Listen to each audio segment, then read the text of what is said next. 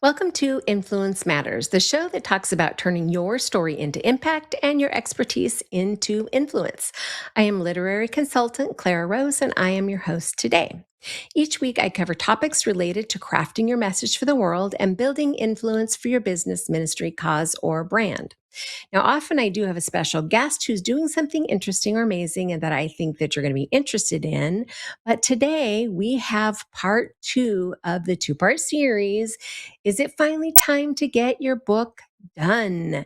So last week we talked about the 7 reasons that experts write a book and why you should too. And today we're going to move on and cover a related topic, if you will. It's the 5 common mistakes when writing and publishing a book. Now, you don't, you're not going to make all these mistakes, right? These are just common mistakes that people make, either one or a few of them, usually not all of them. But I want to talk about what they are and the impact that they have or that they can have on you getting your book out to the world. Some people never start the process. Other people get through the process or partway through the process and then they get stuck. And here are some of the reasons. Here are some of the reasons that you might not get your book done. So here's some mistakes that you might make along the way that I'm hoping this session will help you to avoid. Okay, let's talk about, I'm going to run through them and then we'll break each one of them down for you. So no analysis, no schedule. I'm talking about for writing specifically. No brainstorm, which if you haven't heard me talk before, you might not know what I'm talking about. No blueprint, which should be self-evident. And then no accountability, which we all understand. Accountability being such an important part of anything that we try to accomplish, of course. All right, let's break those down one at a time. Project analysis. So, what am I talking about when I say project analysis? I'm saying you need to take the time to analyze what your potential project is going to be about. Now, certainly there are a ton of other people out there who are going to write a book or have written a book or are writing a book on the same topic. So the analysis or the research, this is where we're going to find out who out there is also talking about what you're talking about.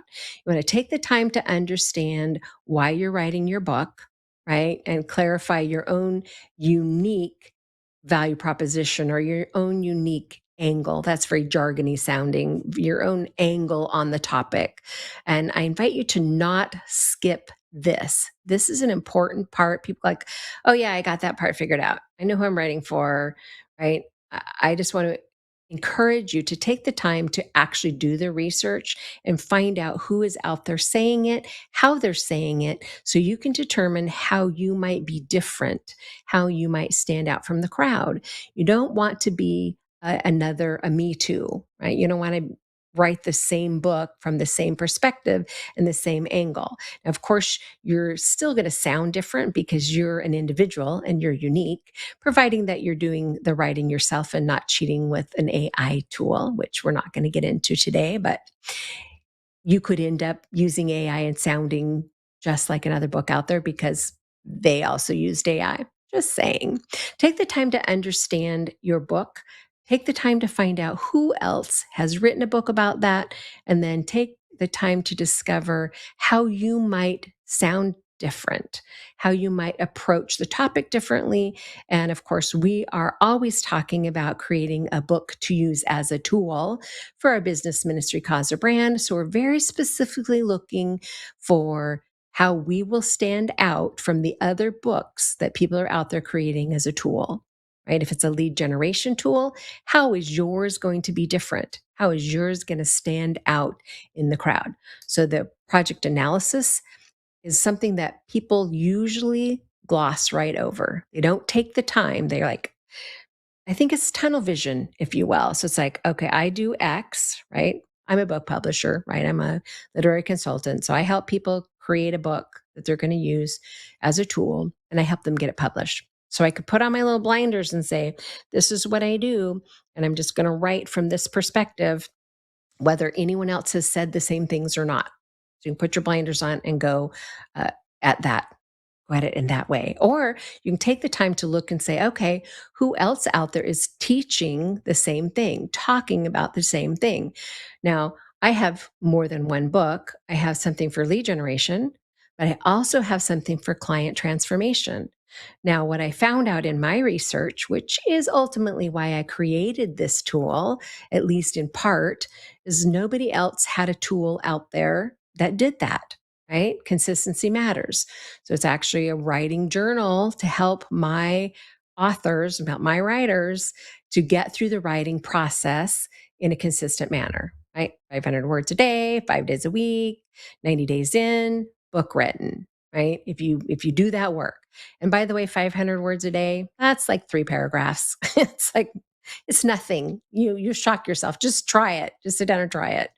But I didn't see anybody else in the marketplace doing something similar to that. So I knew that that was a great way that I could stand out. I could get the attention of people without looking like, sounding like, being another me too. Had I not taken the time to do some project analysis, I would never have discovered that. So I invite you to take some time and do the analysis, not skip over this. This is definitely one of those reasons that people struggle, right? The mistakes that they make, right? Okay. Strategically, intentionally planning your book project will help ensure success. I'd throw a little tip out there for you, something for you to think about. Okay. Project schedule is our next topic. Creating a clear project schedule for your project is really important. I use the book, right? The Consistency Matters book to help my authors get through the process. It's in essence creates a schedule for them. If you're trying to do it on your own, I just encourage you to clearly define the start and finish time of your project. If you're going to say, I'm going to take the next 6 months or 9 months, whatever, and I'm going to get my book written, the content actually written. Just giving yourself a starting and a stopping, right? I'm going to start here, I'm going to finish here. Those dates can be really impactful, really powerful on our brain. I know that sounds silly, but those are simple things that we can do to help set ourselves up for success in the creative process. When we define the parameters, it helps us to monitor our progress, right? If we're saying, which is why the book Consistency Matters, it's why that tool works, right? Because it's a daily, Monday through Friday, right? Because we have lives on the weekend. It's a daily accountability tool. It's a daily thing. Oh, I just need to sit down and write my 500 words. And then you go over to the journal, right? And you record. Yeah, I wrote my 500 words. It's a simple tool, right? It's just a little bit of follow up, a little bit of accountability, a little bit. But if you're consistent, right, then you'll be able to monitor your progress and say, okay, yes, I've been doing this every day. Oh, look, I'm halfway to my publish date or my end date for my creation. Voila, I'm on track. It's a way that we can be intentional about the creative process. And if you create milestones and deadlines, those are going to help you stay on track along the way. I'm a huge milestone deadline person, probably because of the industry that I'm in. I love hitting those milestones. It's satisfying. And this might not be true for those who aren't strategically wired like I am in my brain. And it also can work. This is cautionary. It can work against you if you don't do the work and then a milestone comes up that you've set for yourself, then you can beat yourself up. Like, oh, I'm a loser, right? I didn't hit this milestone. Not going to be done on time. You have a little bit of grace for yourself because life can happen, things can happen. And being flexible and being able to say, okay, yeah, I missed this deadline, but I have a good reason. And then getting back on track. Like, okay, let's get back into my 500 words a day, whatever it is you've set up for yourself. It's really just about having a plan so that you can stay on track mostly. Then, of course, I absolutely love deadlines because it gives me a goal, a strategic planning period. We say, okay, I'm going to publish this book on this time. Here's my plan, my strategic plan around that publishing date.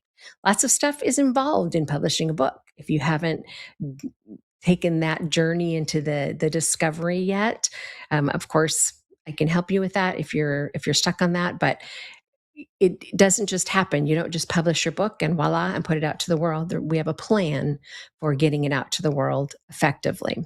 Okay, let's talk about the next reason. Okay, you didn't do a brainstorm, a project brainstorm. So, if you've never heard me talk about brainstorming and blueprinting before, this might be a new term for you.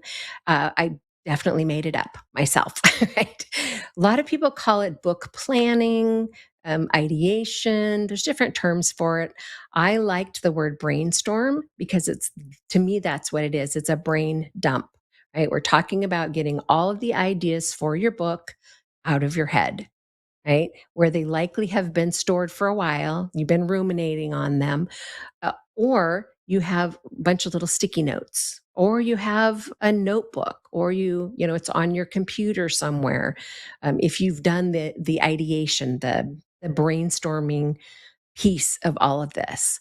And I invite you to start there. After you've done an analysis, right? You've got to brainstorm what's going to go in my book. Now, you've taken the time to analyze what your competition, which is not really the right word for it, but what other people out there in the marketplace have written books on the same topic, right? You took the time to do that research. So now you can take the time to pull all of your ideas out of your head and see how they're unique, right?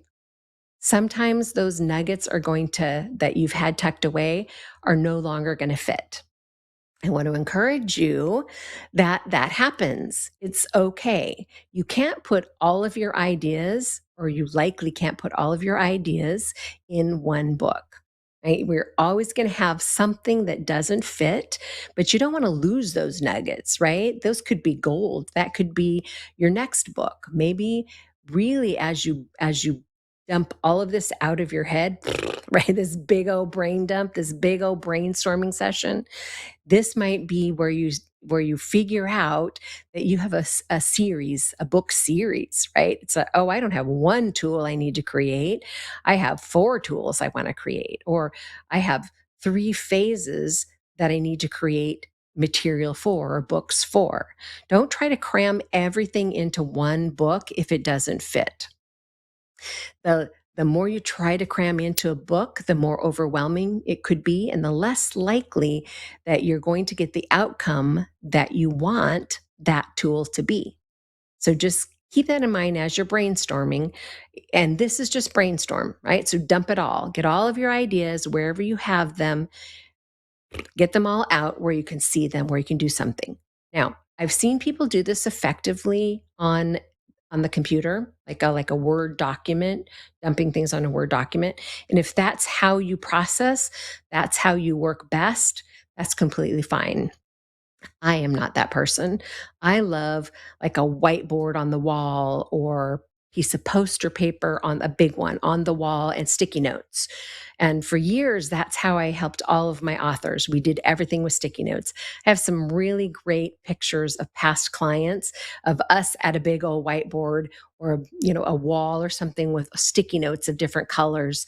Different colors represented different things, and we could move them around, which is why I love sticky notes, right? You just move it to a different location where it fits better, or this doesn't actually fit. We're going to pull this one off and we're setting it aside. That little nugget might be a different book. That little nugget might be, become a workbook, whatever that looks like, right? It gives you the ability to move things around easily.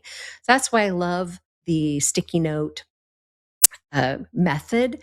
But of course, you have to decide as the writer and the planner what works best for you. Some people totally going to do it on their computer. I have some who actually use a tablet, right? They're still writing. And the older you are, the more you tend to be that person, right? You're a little more tactile. And maybe it's because I'm in my 60s. I like the wall and the sticky notes, right? But whatever works for you, it's completely up to you to decide how the brainstorming is going to be the most effective. The point is that you're just getting all of your ideas out where you can see them. Now, this process might take more than just an hour, right? You can't force this. This is going to take a little bit of time. In fact, some people will like set it up in an office or in a room and work on it, and then they'll go away and then they'll come back because their brain will just keep working on it, right? Oh yeah, I forgot to say that. Oh yeah, I don't want to forget to bring up that point, and just keep working on it until you feel like all of your ideas are truly like out of your head, right? Out of wherever you've been storing them. And then we're going to move on to the next step. And then of course the next step is the blueprint. Now, this of course is where we pull all the pieces together. So when you're standing looking at your board or your Word document, wherever you've done your brainstorming, this is where we start to make sure your message is cohesive, right? The blueprint is really just like a blueprint for building something, right? It's a plan to follow, a roadmap, if you will, right? It's the journey that you're going to take your reader on through the book. So it has to make sense. So you start by deciding, is this chronologic, right? Does it make sense that this happens in a specific order chronologically? Or is this more thematic, right? We're going to talk about different themes that go in the book around this topic. Now, thematic is a beautiful way to go, but it still sometimes needs to be in a particular order, right? We're not going to start with, something that should happen in the middle if it's, we're not going to start at the beginning if they need foundational work before they get to that point, right? That makes perfect sense, right? So this is where we pull those pieces together into our final story, right? Don't forget that you're delivering on a promise that you made, right? And you may have never heard this before, but I say it all the time. So if you follow me, you've heard it. Your title is a promise of what's going to be in the book, right? Just like your cover picture, your cover image is a promise about what's going to be in the book. So when your potential reader sees your book for the first time, the picture tells them something, right? Tells them what this book is likely about. And then they're going to read, that's the next thing they do is read the title, which should be a promise, right? This book is about X, right? How to overcome, how to be, how to do, right? Consistency matters, the 90-day journal for writers, right? Habit forming journal for writers. It's got to tell them what they're going to be finding inside. And then, of course, they need to find that inside, right? So don't forget that you've created a promise. And now we're going to walk that out in the blueprint. So we're going to pull all of those pieces together, and it can be challenging. I encourage you to whatever you're using. If you're using the sticky note on the wall, on the whiteboard, whatever, separate your sticky notes by chapter, right? Put some lines on there. Say, okay, this fits in chapter 1. This fits in chapter 2, right? This gives you the ability to move things around. And for most of us, seeing it visually is super important. Now, you can still do this if you're a computer person and you want to do it on a Word document, whatever that looks like for you. If you're a spreadsheet person, God bless you. I'm not a spreadsheet person, but it can still be done there. And the point is to move it around so that your topics go together. So that when you're done, before you write word 1, the blueprint should say, this is chapter 1. Here's the main topic that's going to go into chapter 1. Here's the supporting topic that goes into chapter 1. Here's the anecdote, story, whatever that I'm going to tell. You don't have to write the story out. But you need to be able to say, this is what the story I'm going to tell there. It's going to connect my reader to the point that I'm trying to make, the content that I'm trying to make. So before you start word 1, you should be able to look at your blueprint, your outline, your roadmap, and know exactly what you're going to write about every single time you sit down. You know that chapter 1 is going to be about this. And when you sit down to write chapter 1, that is all you have to focus on. That is the power of the blueprint. And then one of the major mistakes that people make when they are writing their book, right, is that they They don't stop and say, okay, let me plan this out, right? So when they sit down to write, they just start writing. And pretty soon they're thinking, did I tell this story already? I don't remember if I told this story. And sometimes they have told that story already, right? So if you don't have a good upfront built into it, you could write yourself in circles for years, right? So right up front, you need to know, you know, where am I headed with this story? And then when you sit down to actually do the work, you have a roadmap to follow.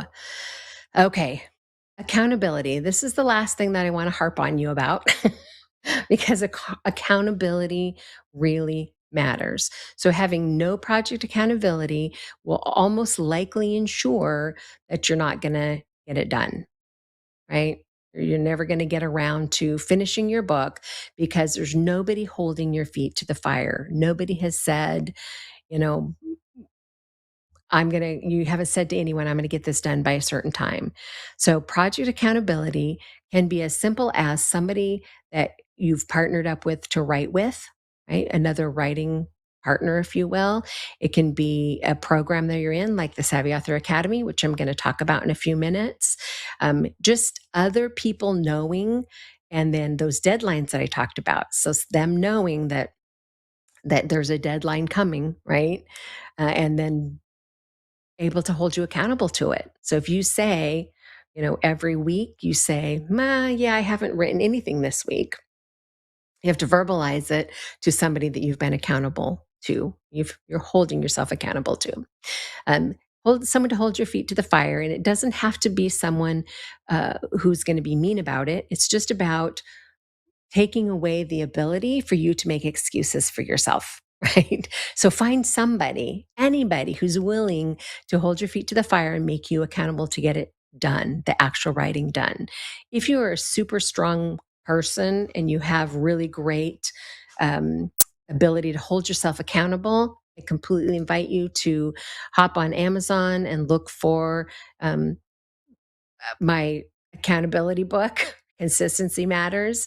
It will day by day help you by just saying, hey, what did you write about today? Right? It's just going to be just the tiniest bit of accountability in a consistency tool. And if I promise you, if you use it for 90 days and you consistently do your writing and you've done your research, you've done your brainstorming, you've done your blueprinting, so you have a plan to follow, then it really truly is about just getting your hiney in the seat and getting the writing done.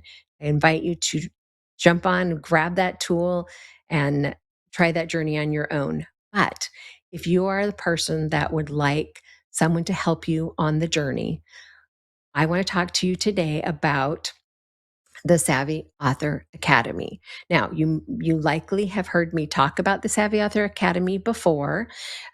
This is an all new version of the Savvy Author Academy rolled out this year. We have all new tools, all new places for you to connect with others.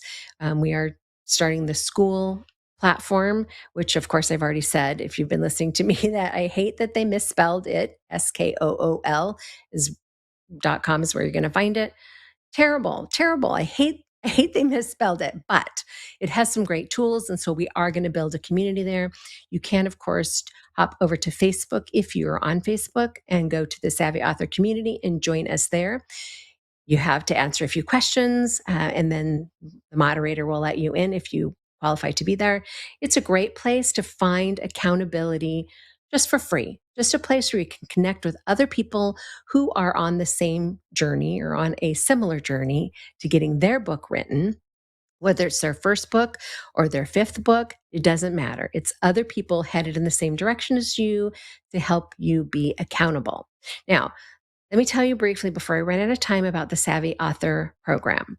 So you can join the Savvy Author Academy and you will get professional guidance from our team that through our proprietary process is going to help you create the right book. We're going to capture your ideas. So we just talked about all the things the mistakes that you could make. We're going to make sure that you don't do those because we're going to help you through the process. make sure you've done your research. We're going to help you with capturing your ideas from brainstorming. We're going to help you with your outline, your structured outline into a roadmap or a blueprint that you can follow. We're going to help you get the writing done. Weekly calls, make sure that you stay accountable because you have to show up and say, yes, I did my work this week, or no, I didn't, and here's why. And of course, we're going to be gracious and loving about it, but we're going to encourage you to get back on track as soon as possible. Then once the writing is actually done, together we're all going to work on your editing, talk about formatting, which is super important to have a great book that's formatted well. And then we're going to also talk about the publishing world and talk about your options to getting your book out to the world. We'll talk about self-publishing, talk about hybrid publishing with a company like RoseDale Publishing, and we'll also talk about traditional publishing and what it takes to actually get a traditional publishing contract if that's the road that you'd like to take. We're also going to talk about how you're going to launch your book and put together a strategic plan for launching your book for the world. Just because you write it doesn't mean they're going to come, right? We need to have a plan for getting your book out to the world. And that is something that happens right there in the Savvy Author Academy. No matter where you are on your journey, whether you haven't written a single word yet or you've written a complete manuscript already, the Savvy Author Academy is going to help you with that next step. Even if you've already written every word, we still want to help you pull it apart and make sure that you have a strong foundation that will ensure success. Make sure that you didn't tell the same story 3 times. Make sure that it's a readable, workable tool that's going to do what you want it to do. So just a word of encouragement, no matter where you are in the process of getting your book out to the world, the Savvy Author Academy can help you take that next step. It's the first of its kind created with a blueprint for a successful book. Plus, we have the education, implementation, and accountability that's going to truly help you get it done. So for the first time ever, you'll have somebody holding your hand to say, okay, here's the next step.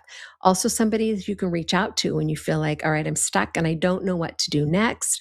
I'm confused. I need clarity. Those weekly calls are the perfect opportunity to hop in and say, here's where I am. And not only do you have a professional to guide you, but you have other authors who are also on the same journey saying, hey, I experienced that, or here's how I handled it. That community of writers is really powerful. It's a great way to find other people who are doing what you're doing and get their feedback as well. So it's a beautiful part of the journey of getting your book out to the world, or it can be. Of course, if you are not a group person, you're not a group coaching kind of person, you can go to craftingyourmessage.com, find out more about working one-on-one with us by jumping on our calendar.